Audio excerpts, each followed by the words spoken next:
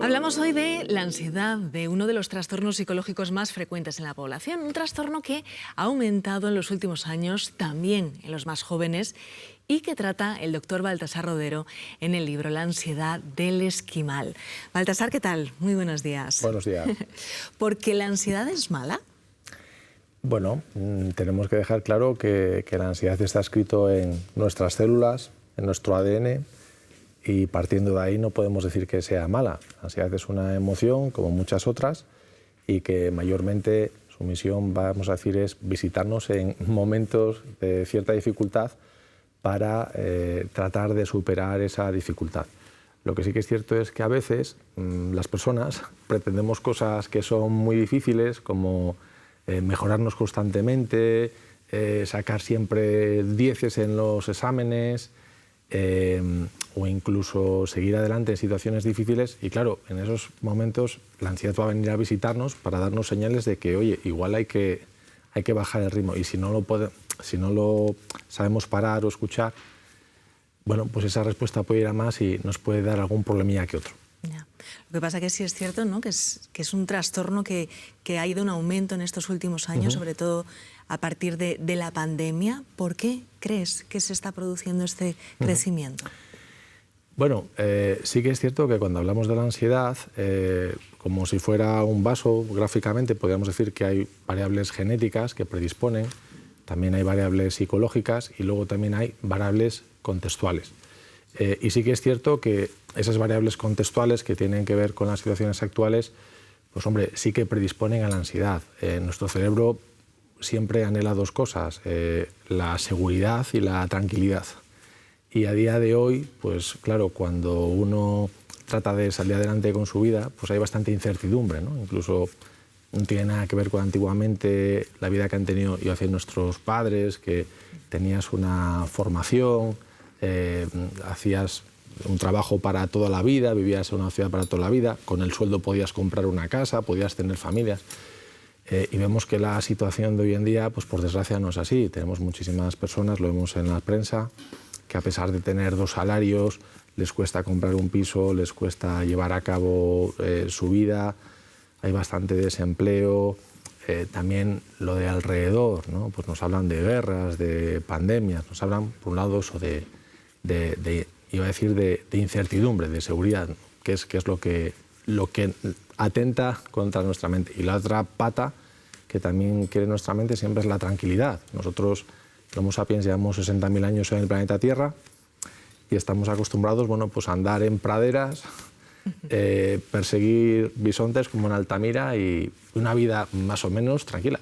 No estamos acostumbrados a un bombardeo de estímulos permanentemente en el móvil, con notificaciones, emails. O ahora mismo, bueno, hay estudios que demuestran que cada década andamos más rápido, ¿no?, en las ciudades. Se ha comprobado con imágenes como las personas vamos a más. Entonces eso, nuestra vida externa o esa conducta externa hace que internamente también nos aceleremos y esa aceleración también predispone más a la ansiedad. Y con todo esto, ¿qué es la ansiedad y qué síntomas tiene? Sí. Bueno, la ansiedad podríamos decir que es una emoción que viene a visitarnos, como iba a decir yo en esta situación, en mi lugar, ¿no? Yo no estoy acostumbrado a estar en los medios y posiblemente pues ahora mismo, si tuviéramos aquí mis constantes vitales, veríamos que están algo alteradas, pero igual que un estudiante cuando tiene que hacer una presentación en público, muchas personas cuando van a una entrevista laboral, o muchas otras situaciones de ese calibre, ¿no? Lo que pasa es que antes decíamos que esa ansiedad que nos puede ayudar, claro, en situaciones que la solución no es tan fácil, se puede desbordar, ¿no? Por ejemplo, yo tengo personas que vienen a consulta pues porque están viviendo una relación, vamos a decir, si queremos, tóxica, complicada, o gente que está atrapada en un trabajo donde le hacen acoso. Entonces, claro, en esas circunstancias, nuestra ansiedad trata de darnos, digamos, esa energía para tratar de superar esa adversidad, pero claro, como las soluciones no dependen de mí, pues esa ansiedad va a ir increciendo. ¿Y qué vamos a notar? Pues las personas pues muchas veces van a empezar a notar taquicardias, agitación, sofoco, mareo, que a veces pueden precipitar en los famosos iba a decir, ataques de pánico. Digo ataques de pánico, que Almodóvar diría ataque de nervios, pero claro, muchas veces se convierte en pánico por cómo lo interpretan las personas, porque claro, cuando yo tengo una gran agitación interior y no sé interpretar adecuadamente lo que me pasa, pues vamos a decir que a veces acabamos creando un problema donde no lo hay por esa falta de, volvemos a lo de antes, ¿no? Como tenemos esa incertidumbre, pues a ver si va a ser esto grave, y es cuando voy a urgencias, ¿no? Y por eso también el título del libro. Claro. ¿Los esquimales también sufren ansiedad? Bueno, quería hacer, era un paralelismo, porque yo me acuerdo cuando estudiaba la carrera en Salamanca, solíamos jugar al trivial con los compañeros, y me acuerdo que hubo una pregunta que fallé, porque me decían, ¿es posible coger la gripe en el Ártico? Y yo dije que sí, pero bueno, la respuesta era que no, porque las temperaturas eran muy bajas como para poder transmitirse. Bueno, entiendo que el estilo de vida pues tampoco acompaña. Y acordándome de esa anécdota, claro, pues yo le explico muchas veces a las personas que vienen a la consulta, digo, mira, suponte que un esquimal que nunca ha pasado por la gripe, porque desconoce lo que es eso, pues viene aquí pues para estar con nosotros unas semanas, y cuando está aquí pues coge la gripe y empieza a notar pues esos síntomas que todos hemos tenido, pues de fiebre, gastroenteritis, etcétera, ¿no? Claro, ¿cómo lo va a interpretar? Pues claro, seguramente, ¿ves? Volvemos, tengo incertidumbre, mi cerebro no le gusta incertidumbre, mi cerebro le gusta la certeza, y mi cerebro ante ese tipo de situaciones hace la lectura de, oye, voy a buscar una solución, no siendo que sea algo peligroso, porque eso es más ventajoso de interpretarlo como, "Buah, no es nada", y que sea grave. Entonces, por eso, en ese caso, el esquimal va a sufrir muchísimo más por su interpretación que por lo que le está pasando. Y lo mismo sucede cuando las personas tienen ataques de pánico, ataques de nervios, que se convierten en ataques de pánico al no saber lo que les está pasando. Y claro, cuando tienen esa agitación, pues muchas veces, ¿no?, con esa taquicardia, ese sofoco, ese mareo, esa dificultad de respirar, pues van con miedo a un ataque al corazón, un ictus, miedo a perder el control, miedo a volverse locos. Entonces, es como el esquimal, por eso jugamos con ese paralelismo en el título. ¿Hay personas con mayor predisposición a sufrir ansiedad? Porque tú en el libro hablas de una serie de rasgos que se suelen repetir, ¿no? Sí, claro. Antes hablábamos de variables que predisponen a la ansiedad. Sí que las hay, vamos a decir, biológicas genéticas. Sabemos que las personas que, por ejemplo, tengan problemas de hipertiroidismo son más propensas a tener ansiedad. O, por ejemplo, personas que tienen una gran hiperactividad, pues, por ejemplo, es un rasgo que seguramente en la época de las cuevas de Altamira sería más ventajoso, porque, claro, tienes una alta reactividad ante los estímulos y respondes antes. Pero en el siglo XXI, ser hiperactivo tiene ventajas y desventajas, como todo, ¿no? Pero sí que es cierto que son personas que pueden tener más problemas de ansiedad. Y dentro de las variables psicológicas, sí que es cierto que ciertos rasgos de la personalidad pues está demostrado también que predisponen más con problemas de ansiedad, ¿no? Hablábamos antes, por ejemplo, del rasgo de la autoexigencia, de la perfección, ¿no? Personas altamente competitivas, que el problema que tenemos es que tenemos aquí, dentro de nuestro cerebro, una cosita que se llama deseo, y que el deseo es insaciable, y entonces, por mucho que yo haya logrado académicamente, profesionalmente, deportivamente, siempre quiero más. Entonces, claro, ese perfil de autoexigencia, ¿no?, bien se ha llevado a cabo en el trabajo, en los estudios, pues muchas veces acaba con problemas de ansiedad, pero porque pretendo cosas que no son posibles. No puedo pretender mejorar constantemente, no puedo pretender que todo esté perfecto. Igual que hablamos de perfeccionismo, pues también podríamos hablar de personas con una alta escala, vamos a decir, de temor, ¿no?, de miedo. Por ejemplo, miedo al contacto social, miedo al que dirán, personas poco asertivas, personas con dificultades para decir que no. Bueno, pues serían ejemplos, habría más, pero son ejemplos de rasgos de personalidad que predisponen a la ansiedad. Y precisamente lo retrato en el libro porque sí que hice este libro porque hacía falta, entiendo en mi caso, ¿no?, pues actualizarlo. Pero echaba de menos que en otros libros siempre se quedaban en, vamos a decir, estrategias para manejar la ansiedad.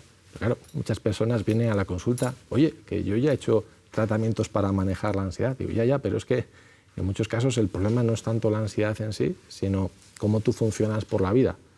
Y si no corregimos ese funcionamiento por la vida, pues da lugar a que aparezca esa ansiedad. Por eso que a veces la ansiedad no es el problema en sí, sino la consecuencia.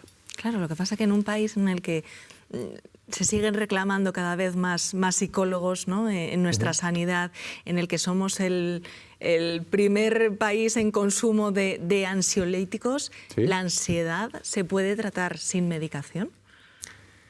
Bueno, si seguimos con estas infraestructuras, no, lógicamente, ¿no?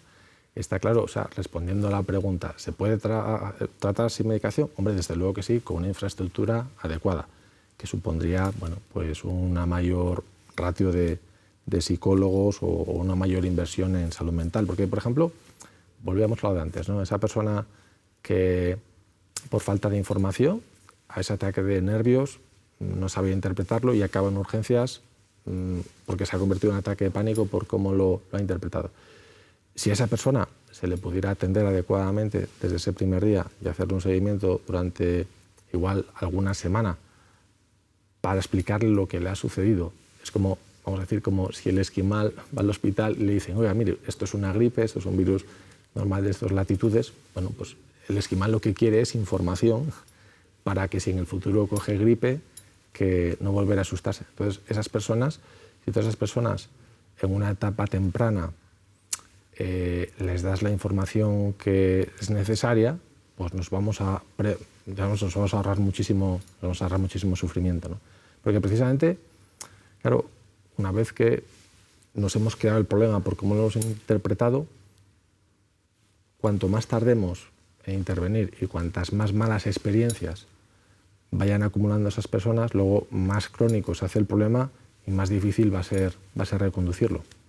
Tú en el libro nos propones una serie de ejercicios, ¿no?, sí, de actividades para realizar, en el que, bueno, es eso que dices, ¿no? Nos propones reconocer lo que nos está pasando. Hay a veces que alguien piensa, le está dando un ataque de ansiedad y cree que es un ataque al corazón, ¿no?, que puede ser un ictus, sí. tantas cosas.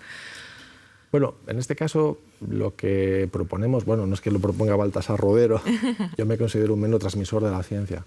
Entonces, lo que sí sabemos es que cuando alguien ha interpretado ese ataque de nervios con pánico, su cerebro ha hecho clic, ¿no? Incluso con los medios de ahora mismo, con una resonancia magnética, si a esa persona le pudiéramos ver en un monitor su cerebro en funcionamiento y le hacemos tomar, por ejemplo, un par de cafés para tener sensaciones sintomáticas, vamos a ver cómo lo que es su amígdala, su sistema límbico, ¡boom!, se va a poner en marcha.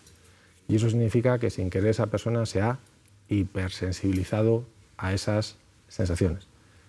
Esa persona, sin quererlo, obviamente, y sin pretenderlo, va a tener más facilidad para detectar, por así decirlo, una taquicardia extraordinaria, un mareo, y a partir de ahí es cuando empieza el problema, ¿no? Porque yo creo que todos entendemos que un hipocondriaco, bueno, pues tiene miedo a un lunar, un hipocondriaco tiene miedo a una verruga, pero una persona con, vamos a decir, agorafobia, pánico, lo que tiene es miedo a sensaciones sintomáticas, sensaciones del cuerpo, ¿no?, que se conoce como sensibilidad a la ansiedad. Y claro, tenemos que ser conscientes que si yo, por ejemplo, ahora mismo me levanto de esta silla, pues hombre, a veces tenemos esa sensación de incomodidad, o si vas agitado andando, subes unas escaleras, vas a tener taquicardia. Y claro, si mi cerebro de manera emocional, ¡boom!, responde con pánico a esa sensación, a partir de ahí las cosas se van a complicar, ¿no? Entonces, volviendo a la pregunta, y por eso te decía, necesitamos desensibilizar a esa persona en cuanto a esas sensaciones.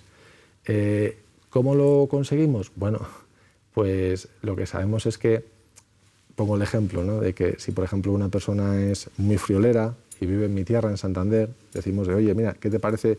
Te vamos a mandar 3 semanas a Noruega y después de 3 semanas allí vas a volver a Santander y a ver qué opinas de la temperatura de Santander, considerando que es la misma, ¿no? Está claro que cuando vuelva, pues va a decir, oye, pues aquí no hace tanto frío. Y eso es gracias a la plasticidad cerebral. Si el cerebro no fuera modificable, a la vuelta pensaría lo mismo, pero no. El cerebro aprende, pero solo por experiencias. no aprende por otro motivo, ¿no? Entonces, en el caso de ansiedad, pues con el tema, como tiene miedo a las sensaciones, necesitamos llevarlos, vamos a decir, a su Noruega particular. Y su Noruega particular es ir a un ritmo que la persona siempre va a tener el control, no por mucho madrugar amanece más temprano, pero claro, necesitamos que poco a poco se acerque a esas sensaciones, porque en el fondo lo que necesitamos enseñar al cerebro es que, oye, mira, eso que en su día aprendiste, que estas sensaciones son peligrosas, pues realmente no son peligrosas. Si son incómodas, si son desagradables, pero es eso, es incomodidad, es desagrado, no es amenazante. Y eso lo conseguimos con suma de experiencias en las que no pasa nada. Pues Baltasar, muchísimas gracias. Hay que bajar las revoluciones y, oye, un paseíto mirando la bahía de Santander nos viene muy bien al cuerpo, ¿verdad? Claro que sí, claro que sí. Aprovecho para agradeceros la invitación y también en la editorial, ¿eh? Así que nada, un placer estar aquí con vosotros. Gracias, gracias.